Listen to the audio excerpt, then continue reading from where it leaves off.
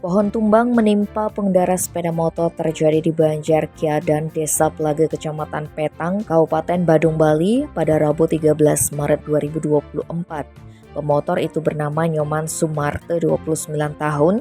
Ia yang kebetulan melintasi jalan itu tertimpa pohon tumbang sekitar pukul 12:30 WITA.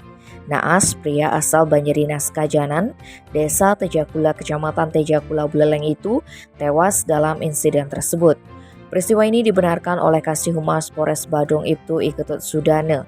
Menurut keterangan saksi bernama Iwayan Roni Supadman, 37 tahun, saat kejadian ia sedang berada di depan rumah.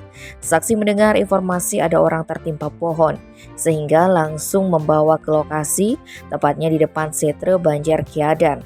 Saksi pun melihat pohon jenis pinus berdiameter 80 cm menimpa Sumarte dengan sepeda motor Honda Vario yang mengarah ke selatan. Berikutnya saksi menghubungi Babin Kantimas Desa Plaga dan Dinas BPBD Kabupaten Badung untuk melakukan evakuasi terhadap jenazah korban. Lokasi pohon tumbang lantas dibersihkan oleh DKP Desa Plaga dan Dinas BPBD Badung. Adapun penyebab pohon pinus yang menimpa korban tumbang akibat angin kencang serta usia pohon yang sudah tua. Tim Bali Express melaporkan.